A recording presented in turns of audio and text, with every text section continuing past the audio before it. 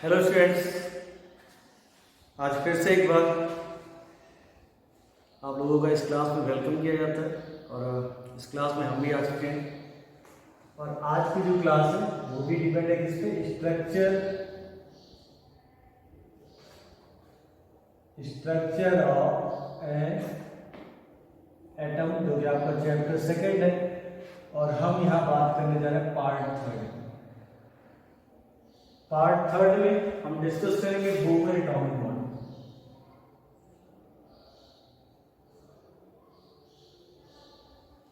Bohr atomic model, ठीक। कल कुछ बच्चे मुझे मैसेज किए थे कि सर हम लोग बोहर एटॉमिक मॉडल को खोजते रहेंगे, पूरे वीडियो में मिला ही नहीं। तो उसका रीजन ये है कि प्लान कॉन्स्टेंट आज इतना बड़ा हो गया कि मतलब टाइम ही नहीं बचा। अब मेरे मोबाइल में बड़ी कम स्पेस है, ठीक है।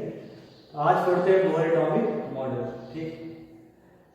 बोहर एटॉमिक मॉडल को शुरू करने से पहले कुछ ऐसा सोचा जाए कि जिससे थोड़ा सा इसमें इंटरेस्ट बन जाए। तो इंटरेस्ट बनाने में हम क्या करते हैं, हम लोग थोड़ा सा चलते हैं रदरफोर्ड मॉडल पे। रदरफोर्ड मॉडल में क्या था, रदरफोर्ड मॉडल ने बोला कि एक न्यूक्लियस होगा, न्यूक्लियस में क्या होगा, प्रोटॉन होगा, ठीक।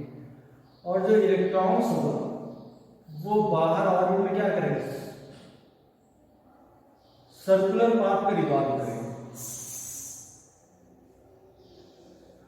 सर्कुलर पाथ पे क्या करेगा, रिवॉल्व करेगा, ठीक। न्यूक्लियस किसको बोला गया, जो सेंटर पार्ट था जिसमें क्या थे, प्रोटॉन्स। तो रदरफोर्ड सॉल्व ने ये एक अच्छा सा अपना मॉडल हमको दे दिया था, ठीक। अब इस दुनिया में क्या है कि अगर कोई भी चीज आती है तो लोग उसके पीछे पड़ जाते हैं। तो रदरफोर्ड साहब का जब ये मॉडल आया तो रदरफोर्ड साहब ने ये बोला था कि इलेक्ट्रॉन एक चार्ज पार्टिकल्स है और ये हमेशा न्यूक्लियस के बाहर क्या करेगा, चक्कर लगाता रहेगा, ठीक। और चार्ज पार्टिकल होने के साथ साथ ये जब चक्कर लगाएगा तो ये एनर्जी को लिबरेट भी करेगा, एनर्जी को निकालता रहेगा, ठीक। ये बात एक साइंटिस्ट थे, उनका नाम था मैक्सवेल। ये उनको पसंद नहीं है। उन्होंने बोला कि अगर कोई भी चार्ज पार्टिकल है और अगर कंटिन्यूअसली उसकी एनर्जी डिक्रीज करेगी तो एक टाइम ऐसा आएगा कि वो आके न्यूक्लियस में गिर जाएगा, इलेक्ट्रॉन जो है न्यूक्लियस में गिर जाएगा और क्या हो जाएगा, ब्लास्ट हो जाएगा, ठीक। तो एक तो कमी ये आ गई कि इन्होंने स्टेबिलिटी नहीं बताई एटम, ठीक। कि अब तो एटम स्टेबल ही नहीं है, कि इलेक्ट्रॉन घूम रहा है, फिर क्या होगा, एनर्जी खत्म हो जाएगी तो वो आगे न्यूक्लियस में गिर जाएगा और ब्लास्ट हो जाएगा। तो एटम क्या होगा, अनस्टेबल। बट रियल में क्या होता है, रियल में सबको पता है कि एटम इज स्टेबल, ठीक। उसके बाद रदरफोर्ड साहब ने ये नहीं क्लियर किया कि इलेक्ट्रॉन एक्चुअली कहाँ घूमेगा, किस ऑर्बिट में घूमेगा। जैसे जो ऑर्बिट है, इन्होंने ऑर्बिट्स के बारे में भी कुछ ज्यादा नहीं बताया, बस इन्होंने बोल दिया कि इलेक्ट्रॉन एक सर्कुलर पाथ से घूमेगा, ठीक। तो दो कमियां क्या हो गई कि इन्होंने ऑर्बिट के बारे में भी नहीं बताया कि इलेक्ट्रॉन एक्चुअली किस ऑर्बिट में रहेगा। तीसरा, जब रदरफोर्ड साहब ने ये बोल दिया कि इलेक्ट्रॉन अपनी एनर्जी को निकालता रहेगा, मतलब अगर बात की जाए कि इलेक्ट्रॉन अपनी एनर्जी को निकाल रहा है, तो स्टूडेंट्स थोड़ा सा देखिए कि जब भी एनर्जी कहीं से रेडिएट होती है, ठीक है, या मतलब उसका रेडिएशन हो रहा है, तो उस एनर्जी को हम रिकॉर्ड कर सकते हैं, ठीक है। कुछ हमारे पास एपरेटस है जैसे स्पेक्ट्रोफोटोग्राफ, इससे हम क्या करते हैं, उस एनर्जी को रिकॉर्ड कर लेते हैं, ठीक। तो जब रिकॉर्ड करते हैं तो एनर्जी के दो तरह से, एनर्जी को हम दो तरह से रिकॉर्ड कर सकते हैं, ठीक है। या सीधे से बोले कि जब हम एनर्जी को रिकॉर्ड करें तो वो रिकॉर्ड करने का जो मेथड उसको बोलते हैं, उससे क्या बोलते हैं, स्पेक्ट्रम। अब वो जो स्पेक्ट्रम है वो दो तरह से बन सकता है। कैसे बन सकता है, एक तो बन सकता है या तो कंटिन्यूअस, जैसा कि रदरफोर्ड साहब ने बोला, इलेक्ट्रॉन जो है वो कंटिन्यूअस एनर्जी निकाल रहा है, रेडिएट कर रहा है, कंटिन्यूअस एनर्जी को क्या कर रहा है, रेडिएट कर रहा है। उसी रेडिएट को हमने क्या किया, रिकॉर्ड करना शुरू किया, तो मिल गया हमको स्पेक्ट्रम, ठीक। ये तो रदरफोर्ड साहब थे। और एक बनता है लाइन स्पेक्ट्रम, ठीक। तो दो तरह से हम रेडिएशन को रिकॉर्ड कर सकते हैं, एक होता है कंटिन्यूअस और एक क्या होता है, लाइन स्पेक्ट्रम, ठीक। अब लाइन स्पेक्ट्रम पे कल हम लोगों ने पढ़ा था प्लैंक्स की क्वांटम थ्योरी, पढ़ा था ना, प्लैंक क्वांटम थ्योरी। तो प्लैंक ने क्या क्लियर किया, प्लैंक ने बोला कि अगर कोई भी वेव से जिसका रेडिएशन हो रहा है, कोई भी एनर्जी है जो रेडिएट हो रही है, तो उसमें जो एनर्जी है वो कंटीन्यूअस फॉर्म में नहीं मिलेगी, वो किस फॉर्म में मिलेगी, पैकेट के फॉर्म में मिलेगी। और जिसे हम क्या बोलेंगे, क्वांटा बोलेंगे, या तो क्या बोलेंगे, फोटॉन बोलेंगे। ठीक, अब रदरफोर्ड साहब ने क्या बोला कि एनर्जी जो है सब जगह देगी, सब जगह पूरी की पूरी कॉन्टिन्यूअस रेडियस है।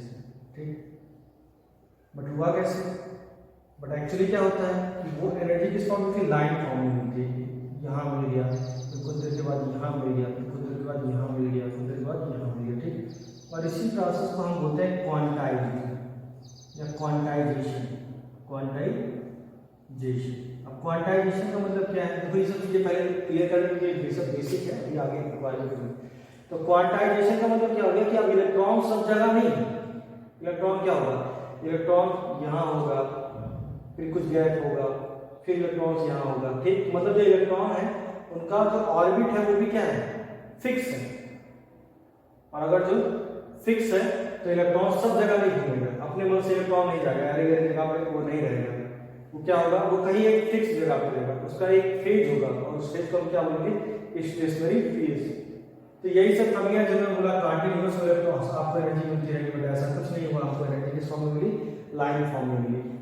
तो ये सब डिमेरिट्स थे रदरफोर्ड के, और जिसको एक्सप्लेन किया बोहर ने, और इसीलिए इसको बोलते हैं बोहर एटॉमिक मॉडल या quantum mechanical model. Quantum mechanical model का मतलब क्यों यहाँ क्या है, क्वांटम मैकेनिकल का मतलब ये है कि यहाँ पे प्लैंक्स की थ्योरी को यूज किया गया, तब ये मॉडल एक्सप्लेन किया गया। ठीक, अब इनको भी सुनते हैं कि बोहर साहब ने क्या नया दिया कि भाई इतना रदरफोर्ड तो उन्होंने रॉन्ग कर दिया, तो ये भी कुछ नया देंगे ना।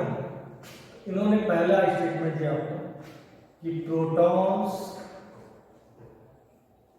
And neutrons. अब देखो रदरफोर्ड ने मैंने न्यूट्रॉन्स का जिक्र नहीं किया, क्यों, क्योंकि उस समय पे न्यूट्रॉन्स की एग्जैक्ट डेफिनेशन या जो होता है कि पूरा का पूरा डेफिनेशन डिस्कवरी वो नहीं हुई। So protons and neutrons are present in the center of atom called nucleus। ठीक, तो बोलोगे सर इसमें तो कुछ नया है नहीं, तो हमने रदरफोर्ड साहब ने कर दिए। रदरफोर्ड के टाइम पे क्या था कि प्रोटॉन का तो कंफर्मेशन था कि प्रोटॉन की डिस्कवरी हो गई है, ये सेंटर में है, बट न्यूट्रॉन्स उस टाइम पे क्लियरली डिस्कवर नहीं था। अब ये हो गया कि प्रोटॉन्स और न्यूट्रॉन्स दोनों कहाँ रहेंगे, सेंटर ऑफ एटम में रहेंगे, जिसे हम क्या बोलेंगे, न्यूक्लियस। ठीक, सेकंड इन्होंने बोला कि electrons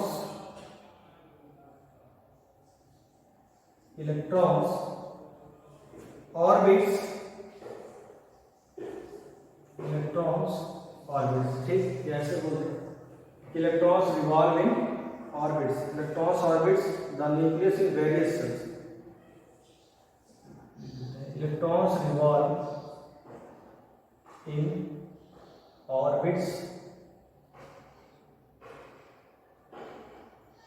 electrons revolve in orbit. ठीक, अब ऑर्बिट्स को थोड़ा सा और मॉडिफाइड कर सकते हैं। ठीक है, इलेक्ट्रॉन्स रिवॉल्व इन ऑर्बिट्स।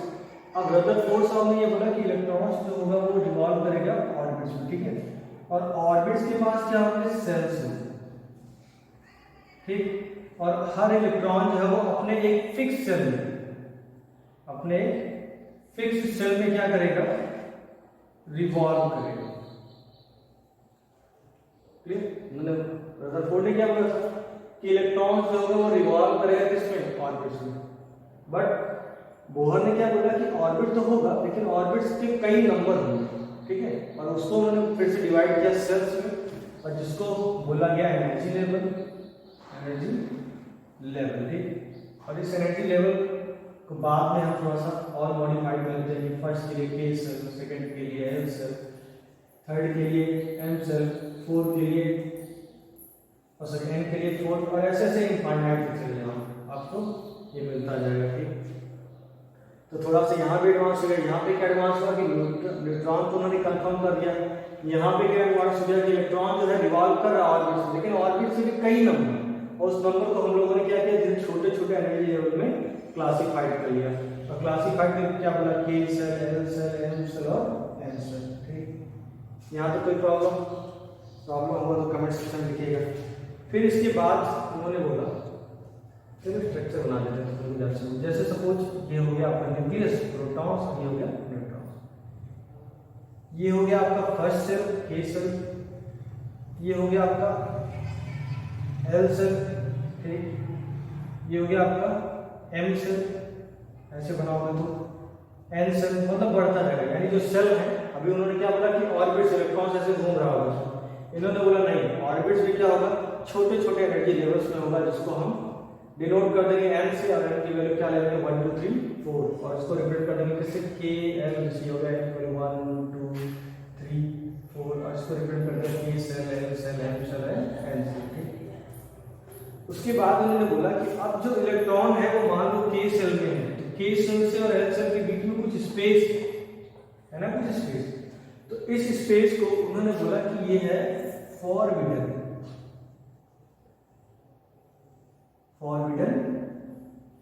स्पेस या फॉरबिडन एरिया। इसको हम क्या बोल सकते हैं, फॉरबिडन स्पेस या फॉरबिडन एरिया या फॉरबिडन जोन। ठीक, तो अब इलेक्ट्रॉन जो है वो फॉरबिडन जोन में नहीं रहेगा। फॉरबिडन जोन में वो कभी नहीं रहता। वो कहाँ रहेगा, वो अपने ऑर्बिट्स में रहेगा, और अपने ऑर्बिट्स में वो हमेशा एक स्टेशनरी फॉर्म में रहेगा। और इसी के बिहाफ पे उन्होंने एक कॉन्सेप्ट दिया जो था स्टेशनरी ऑर्बिट का। स्टेशनरी ऑर्बिट्स की मतलब के में मान लो हमारा इलेक्ट्रॉन है 2, तो ये हमेशा के में ही रोटेट करते रहेंगे। क्लियर, कब तक, जब तक इनको कोई एनर्जी ना दी जाए। ठीक है, तो ये अगर इनको छेड़ा ना जाए तो ये अपने ऑर्बिट में ही रोटेट करते रहेंगे, तो जिससे क्या रहेंगे, स्टेशनरी रहेंगे। इसलिए इसको बोला गया स्टेशनरी ऑर्बिट्स। ठीक, फिर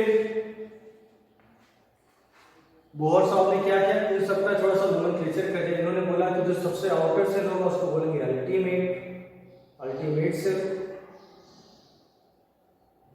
जो उससे पीछे होगा मतलब n-1 होगा, वो क्या होगा आपका, इसको बोलेंगे पेनल्टीमेट सेल।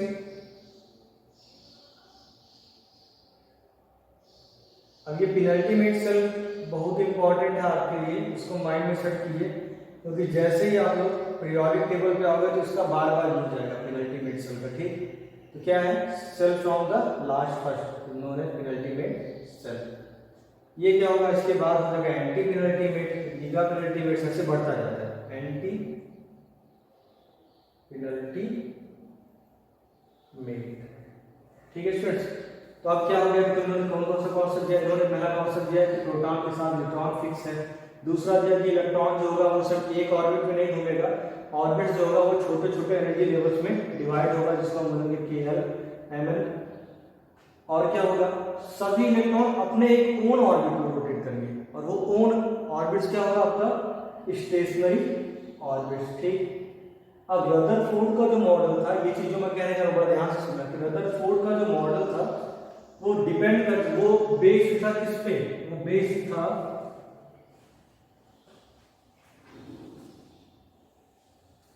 रदरफोर्ड का जो मॉडल था वो बेस्ड था प्लेनेटरी मॉडल।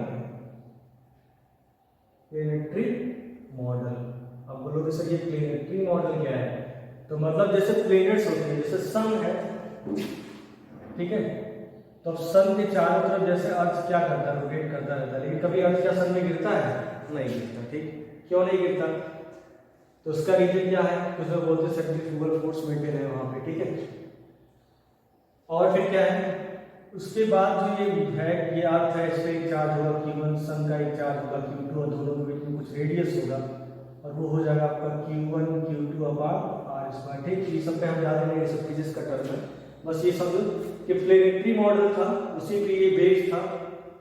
इसका मतलब जो न्यूक्लियस होगा, ये जो सन है, जो भी न्यूक्लियस, जैसे सन है और ये अर्थ है, तो इनके बीच में कुछ फोर्स है ना, तो ऐसे ही जो आपका एटम होता है, तो एटम के इनसाइड एक फोर्स होता है, ये न्यूक्लियस अट्रैक्ट करता है इलेक्ट्रॉन को। इस फोर्स को हम बोलते हैं फोर्स ऑफ एट्रैक्शन। क्या बोलते हैं, फोर्स ऑफ एट्रैक्शन, और उसको रिपीट करते हैं F, कैपिटल A से। और बाहर से भी एक फोर्स लगता है, उसको हम बोलते हैं सेंट्रीफ्यूगल फोर्स। और अब हम बोल सकते हैं कि जो फोर्स ऑफ अट्रैक्शन है वो इक्वल होगा फोर्स सेंट्रीफ्यूगल फोर्स के, जिससे इसकी स्टेबिलिटी क्या रहती है, मेंटेन रहती है। ये सब मैं डिराइव करूंगा जब मैं फॉर्मूला बताऊंगा आपको नेक्स्ट वीडियो में, जब मैं बोहर के फॉर्मूले डिराइव करूंगा तो मैं वहां पे आपको ये सब चीजें डिराइव करके भी दिखाऊंगा।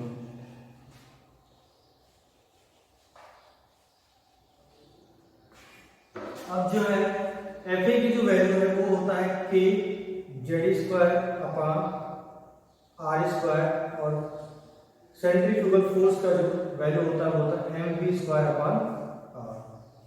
अब ये एक फॉर्मूला है, इस फॉर्मूले से माइंड में सेट कर लो, इसको मैं डिराइव भी करूंगा, ठीक है, आपको करिए है उसको डिराइव करके आगे आपको दिखाऊंगा। तो इनके कितने मॉडल हो गए, इनका कितना हो गया, पहला हो गया कि प्रोटॉन के साथ न्यूट्रॉन रहेगा अच्छे से, दूसरा हो गया कि जो ऑर्बिट्स है वो छोटे छोटे सेल में फिर से डिवाइड हो जाएंगे, और उन ऑर्बिट्स में क्या करेगा, इलेक्ट्रॉन्स अपने ओन ऑर्बिट में रिवॉल्व करेगा, जिससे ये पता चलेगा कि इलेक्ट्रॉन जो क्या है स्टेशनरी फेज में है। स्टेबिलिटी के लिए इन्होंने बोल दिया कि फोर्स ऑफ अट्रैक्शन जो है वो इक्वल है फोर्स सेंट्रीफ्यूगल फोर्स के, ठीक। और इन्होंने क्या दिया, और इनका जो सबसे इंपॉर्टेंट मुझे जो लगता है या जो मतलब है वो नेक्स्ट है। यहां तक किसी को डाउट होगा तो कमेंट सेक्शन में लिखेगा, किसी डाउट नहीं होना चाहिए, ये सिंपल सा है सब चीजें। केमिस्ट्री में आप लोग हैं तो छोटी छोटी चीजें डाउट नहीं होती। अब देखो इनका अगर हम पढ़ते हैं थर्ड लॉ, तो जैसे न्यूक्लियस हो गया, न्यूक्लियस के बाद ये ऑर्बिट हो गया, ये भी ऑर्बिट हो गया, ये भी ऑर्बिट हो गया, ठीक। तो अगर हम बात करते हैं कि जैसे सपोज हमने ले लिया क्वेश्चन की हाइड्रोजन है, ठीक, और हम आपसे क्वेश्चन जब करेंगे हाइड्रोजन के पास कितने ऑर्बिट हैं, तो स्टूडेंट्स क्या करेंगे, वो ऐसे 1 इलेक्ट्रॉन लिखेंगे, फिर ऐसे ड्रा कर देंगे और बोलेंगे कि सर हाइड्रोजन के पास एक ऑर्बिट है। बट ये आंसर क्या होता है, ये आंसर होता है रॉन्ग। क्यों? क्योंकि ऑर्बिट्स किसी भी एटम के पास कितने होते हैं, इनफाइनाइट होते हैं। किसी भी एटम के पास जो ऑर्बिटल्स होते हैं क्या होते हैं, इनफाइनाइट होते हैं, ठीक।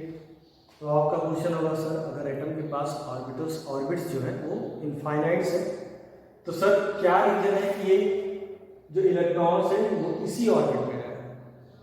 उसी के लिए बोहर ने एक रूल दिया था, और वो रूल आपका है थर्ड रूल।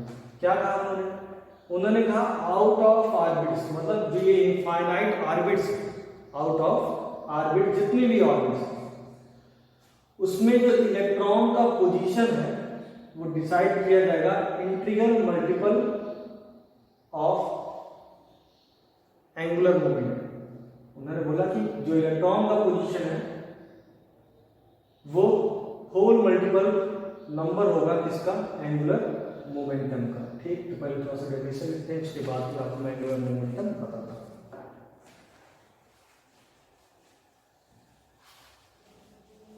चलो तो डेफिनेशन के केस में इन्होंने बोला कि out of many circular path, out of many circular path. Many circular path का मतलब क्या, मैंने बोला कि कोई भी एटम होगा तो उसके पास इनफाइनाइट ऑर्बिट्स होगा, ठीक है। Out of many circular path, circular path को आप क्या बोलते हो, ऑर्बिट्स की सर्कुलर पाथ्स, जो circular orbits, out of many circular orbits करते जाएंगे वो circular orbits around the nucleus,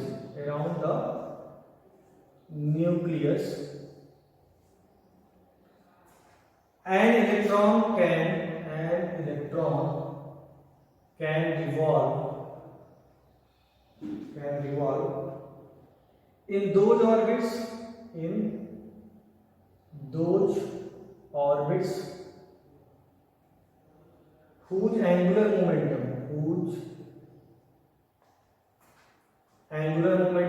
तो लोग उसको कैपिटल पी से भी रिफर करते हैं, whose angular momentum, ब्रैकेट में लिख लीजिए MVR, whose angular momentum is an integral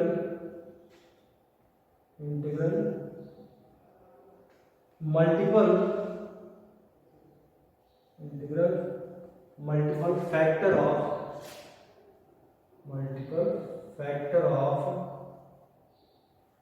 या of integral multiple of factor h/2 पाई। तो बोलोगे सर आपने बड़ा लंबा चौड़ा डेफिनेशन दिया, कुछ समझ में नहीं आया, तो परेशान हो जरूरत नहीं है, मैं आपको सिखाता हूँ। देखो ये हो गया न्यूक्लियस हमारा। अब मैंने बोला कि कोई एक एटम होगा तो उसके पास क्या होगा, इनफाइनाइट होगा ऑर्बिट्स। अब ये जो इनफाइनाइट्स ऑर्बिट्स है, ठीक है, तो इन इनफाइनाइट्स ऑर्बिट्स में इलेक्ट्रॉन कहाँ रिवॉल्व कर सकता है, कहाँ रिवॉल्व कर सकता है, कि जहां पे एंगुलर मोमेंटम क्या होगा, इंटीग्रल मल्टीपल हो किसका, h/2 का। अब आप लोग सर h/2 क्या है, तो प्लैंक कांस्टेंट हमने बात किया था कि h क्या है, प्लैंक कांस्टेंट है जिसकी value 56.626 into 10⁻⁻34 joule second. Clear, ये हो गया आपका प्लैंक कांस्टेंट। 2 पाई के बारे में समझते पढ़ा ही होगा कि पाई की वैल्यू कितनी थी, 3.14। तो मतलब कहने का ये सेंस निकला कि अगर किसी भी इलेक्ट्रॉन्स को ऑर्बिट्स में रोटेट करना है, ठीक है, तो ये चीज डिसाइड करेगा कौन, ये डिसाइड करेगा एंगुलर मोमेंटम का इंटीग्रल मल्टीपल जो है कौन, h/2 पाई। ठीक, तो इसके बिहाफ पे अगर हम एग्जांपल मान लीजिए हाइड्रोजन का न्यूक्लियस हो गया, ये उसका फर्स्ट हो गया जिसकी वैल्यू कितनी हो गई 53 पिकोमीटर। ये हो गया सेकेंड ऑर्बिट, इसकी वैल्यू हो गई 212 पिकोमीटर। तो क्या 53 के बाद कोई ऑर्बिट नहीं मिला होगा, तो आप लोगों के साथ मिला होगा। क्लियर, लेकिन हमने क्यों रखा है यहाँ पे 53, क्यों, क्योंकि हमको जो इलेक्ट्रॉन का ऑर्बिट सेलेक्ट करना है वो किसकी हेल्प से करना है, करना है h/2 पाई के बेस पे। ठीक है, अब ये सब जो वैल्यू है, ये सब वैल्यू हम रेडियस से निकालेंगे तो वहाँ पे आपको निकाल भी होता है। ठीक है, तो परेशान होने की मतलब समझ लो कि कोई भी इलेक्ट्रॉन्स किसी भी ऑर्बिट में मूव करना चाहता है तो उसको इंटीग्रल मल्टीपल होना पड़ेगा किसका, h/2 पाई का। ठीक है, कुछ बच्चों को एंगुलर मोमेंटम में प्रॉब्लम होगी, उसको भी थोड़ा सा देखते हैं। तो एंगुलर मोमेंटम के लिए थोड़ा सा देखते हैं कि एंगुलर मोमेंटम होता क्या है। तो एंगुलर मोमेंटम को समझने के लिए जैसे हम पहले मोमेंटम लेते हैं कि कोई एक सब्सटेंस उसका मास है, उसको हमने दूर फेंक दिया v वेलोसिटी से, इस प्रोसेस को हम बोलते हैं मूवमेंट। क्या बोलते हैं, मूवमेंट। ठीक, अब क्या है कि कोई एक सर्कुलर पाथ है, तो वहां पे हमने एक मूवमेंट ऑफ इनर्शिया बनाई इस तरह से, और उसी से कोई क्या करे, रोटेट करे। तो रोटेट करेगा तो इसकी कुछ वेलोसिटी होगी और साथ ही साथ इसकी कुछ रेडियस होगी और कुछ ना कुछ क्या होगा, मास होगा। और उसी के बिहाफ पे हम बोल सकते हैं कि जो मूवमेंट ऑफ इनर्शिया है, अब यहाँ पे जो रोटेट कर रहा है उसकी क्या होगी, एंगुलर वेलोसिटी। और एंगुलर वेलोसिटी क्या होती है, एंगुलर वेलोसिटी आपका होता है ओमेगा। क्या होता है, omega. Angular velocity is omega. ठीक, मोमेंट ऑफ इनर्शिया को क्या लिख सकते हैं आप लोग, तो मोमेंट ऑफ इनर्शिया को हम लिख सकते हैं आई। तो मतलब एंगुलर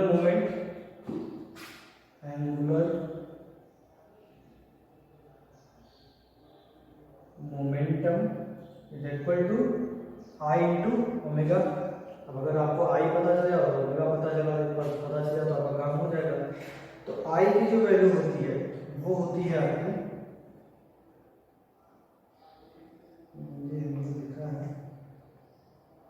आई की जो वैल्यू है ये होती है m mass of electron radius square के, एंड ओमेगा जो होता है वो इक्वल होता है वेलोसिटी अपॉन रेडियस से।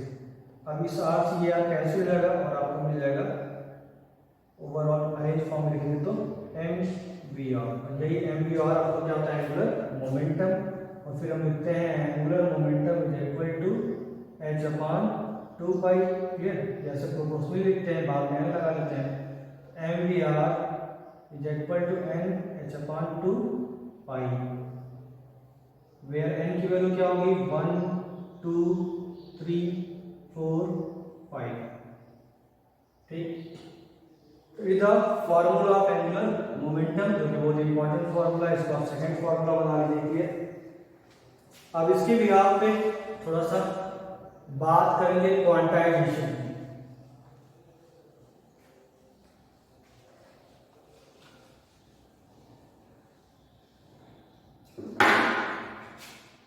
इसकी बात करेंगे क्वांटाइजेशन। क्वांटाइजेशन का मतलब क्या है? अब ये क्लियर हो गया कि अगर आपको फर्स्ट सेल में मतलब अगर जो आपको इलेक्ट्रॉन रखना है और उसकी वैल्यू हमने कितना रखा n, तो हमको क्या मिलेगा 1h/2 पाई, यानी इलेक्ट्रॉन यहाँ जा सकता है। इसके बाद कहाँ जाएगा 2h/2 पाई में जा सकता है। इसके बाद इलेक्ट्रॉन कहाँ जा सकता है 3h/2 पाई में जा सकता है। फिर 4h/2 पाई में जा सकता है। ठीक, क्या रीजन है कि इलेक्ट्रॉन आपके 1 के बाद 1.5 भी तो आता है, 1.6 भी तो आता है, 1.7 भी तो आता है। तो इलेक्ट्रॉन क्यों 1.6, 1.7 एंड 1.5 में नहीं जा रहा है? ठीक है, तो इसी कॉन्सेप्ट को सुझाया था किसने? इसी कॉन्सेप्ट को सुझाया था प्लांक ने, वो भी किस थ्योरी से? क्वांटाइजेशन से। जैसे सपोज हम बात करें कि आज मार्केट में 50% कोई बात नहीं करता। ठीक, आज क्या बात होती है? 1 के बाद सीधे 2 होगा, 2 के बाद सीधे 3 होगा, 3 के बाद 4 और 4 के बाद 5। मतलब अगर आज के टाइम में आपको कुछ खरीदना है, परचेज करना है, तो क्या बीच में आप बोलोगे मेरे 50% ले लो और हमको कुछ सामान दे दो, तो देगा? तो बोलेगा नहीं। इसका मतलब क्या हुआ कि जो इलेक्ट्रॉन है, समझना कि जो इलेक्ट्रॉन है वो कॉन्टिन्यूअस नहीं है। ऐसे इलेक्ट्रॉन का क्या है कि इलेक्ट्रॉन कुछ फिक्स फॉर्म में है। फिक्स फॉर्म को ही क्वांटाइजेशन में क्या बोलता है?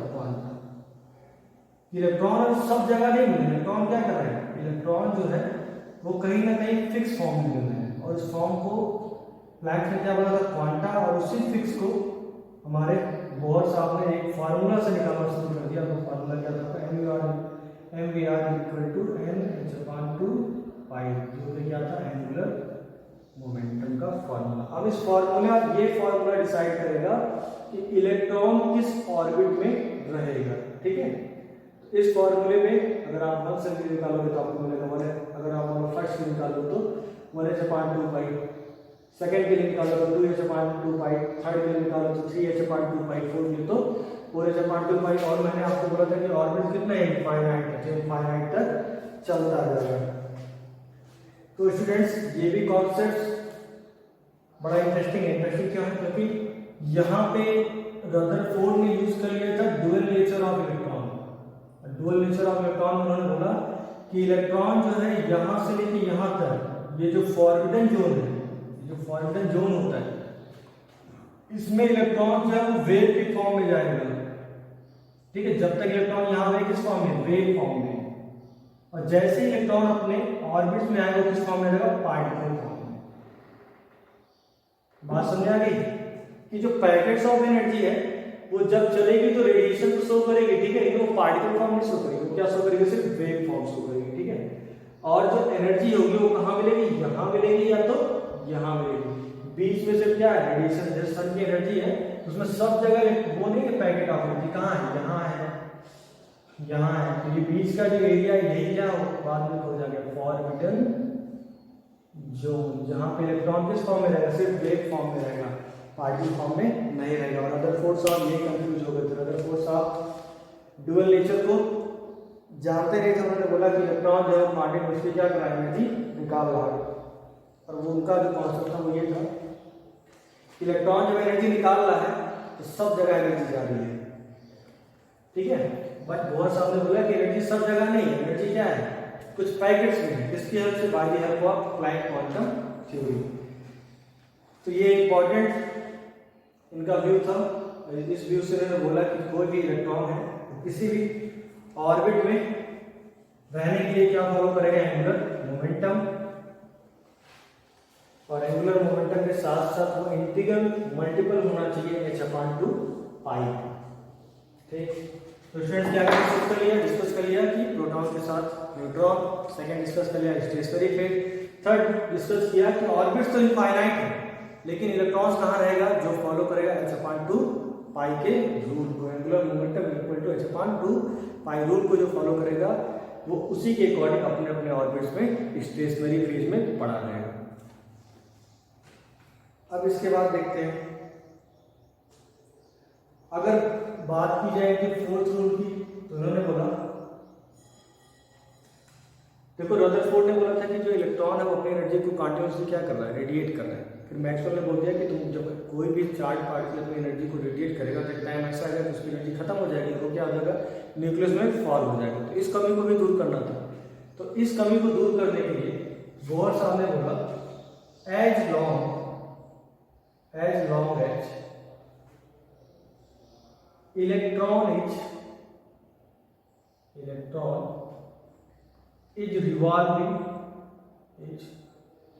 revolving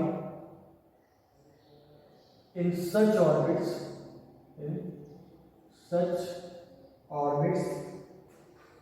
it neither lose, ये है कॉन्सेप्ट यहाँ से जो निकल गया, ये अच्छा कॉन्सेप्ट,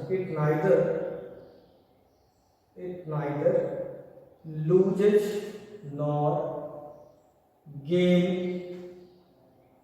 gains energy, ठीक है। Hence क्या कह सकते हैं, hence these orbits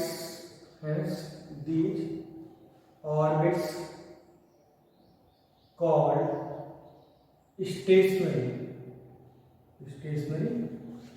orbits, ठीक। अब देखो रदरफोर्ड ने बोला कि ये न्यूक्लियस है, इलेक्ट्रॉन ऐसे काट के उसको घूम रहा है, अपनी एनर्जी को निकाल रहा है। तो मैक्सवेल ने बोला कि तो ऐसा होगा तो इलेक्ट्रॉन फॉर्म हो जाएगा और एटम क्या होगा, डिस्ट्रॉय होगा। तो बोहर साहब ने क्या बोला कि कोई भी न्यूक्लियस है उसके ऊपर जो इलेक्ट्रॉन्स की ऑर्बिट्स जिसमें इलेक्ट्रॉन्स पड़ा हुआ है, ठीक है, ये किस फॉर्म में रहेगा, ये अपने एक स्टेशनरी फॉर्म में रहेगा। अगर इसको डिस्टर्ब नहीं किया जाए, मतलब इलेक्ट्रॉन ना तो ये एनर्जी यूज कर रहा है ना तो ये एनर्जी यूज कर रहा है, सब अपने अपने स्टेशनरी फॉर्म में अपना धीरे धीरे चले जा रहे हैं, इसमें कोई प्रॉब्लम नहीं, ठीक है। उन्होंने बोले कि सारे के सारे ऑर्बिट्स क्या है, स्टेशनरी है। तो अब तुम लोग के माइंड में क्वेश्चन आएगा कि सर अगर जो ऑर्बिट्स स्टेशनरी है सर, तो हम लोग क्या करते हैं सर कि हम लोग तो सर मेटल ही बनाते हैं, नॉन मेटल ही बनाते हैं सर, तो वो कैसे बनाते हैं, तो वो हम बनाते हैं by the help of energy. जब हम किसी को एनर्जी देते हैं तो ये जो बेचारा ग्राउंड स्टेट का इलेक्ट्रॉन है, ये सोच एनर्जी लेके क्या करेगा, बाहर हो जाएगा, ठीक है। तो बाहर हो जाएगा, तो बाहर होने का क्या होगा, ग्राउंड स्टेट से चला जाएगा एक्साइटेड स्टेट में, क्लियर। तो ये सब चीज़ें भी बहुत सामने डिस्कस किया, वो हमारा अगला मेथड है।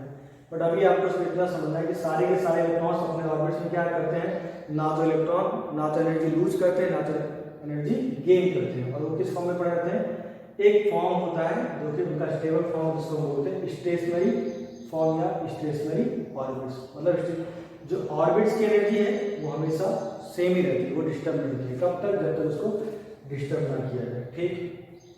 अच्छा, एक क्वेश्चन ये भी बनता है कभी कभी कि जो इलेक्ट्रॉन्स होता है उस पर चार्ज कब तक रहता है, तो इलेक्ट्रॉन्स पे चार्ज तब तक रहेगा जब तक वो एटम में है।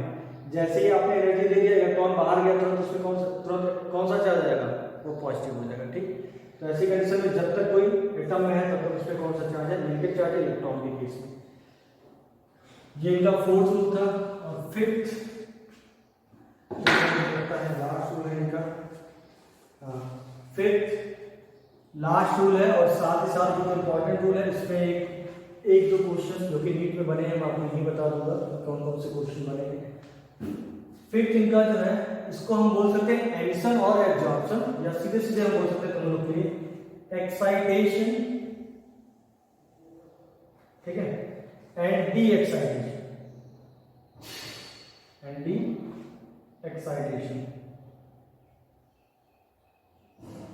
अब इसका सिंपल सा एग्जांपल है, जैसे मान लो आप लोग घर पे हो, आराम से कमरे में बैठे हुए हो, सोफा लगा, पंखा चल रहा होगा, आराम से बैठे हो, ठीक, मस्ती के साथ टीवी भी देख रहे हो, घर पे पेरेंट्स आ गए, उन्होंने बोला क्या कर रहे हो, तुमने जवाब नहीं दिया, उन्होंने तुमको 2-3 एनर्जी दे दी, ठीक है, उन्होंने दो तीन एनर्जी दे दी तुमको। अब उस एनर्जी से तुम क्या हो गए, तुम्हारा ये ग्राउंड स्टेट जो था एक्साइट हो गया, कि एनर्जी थप्पड़ पड़ा तो एक्साइटेशन आ गया, एक्साइटेशन हो गया तो क्या करोगे, भाग के जाओगे, घर से बाहर भाग गए, ठीक, भाग गए, कोई दिक्कत नहीं। अब चूंकि यहाँ पे एनर्जी मिली थी तो इस एनर्जी का यूज करके तुम यहाँ पे आकर गुस्सा लगा कर, अब जाना ही नहीं है घर पे कभी भी, बहुत मारते हैं, तंग करके रख दिए, जीवन नरक बना दिए, ठीक। लेकिन कब तक, जब तक कि फिर से भूख ना लग जाए, ठीक।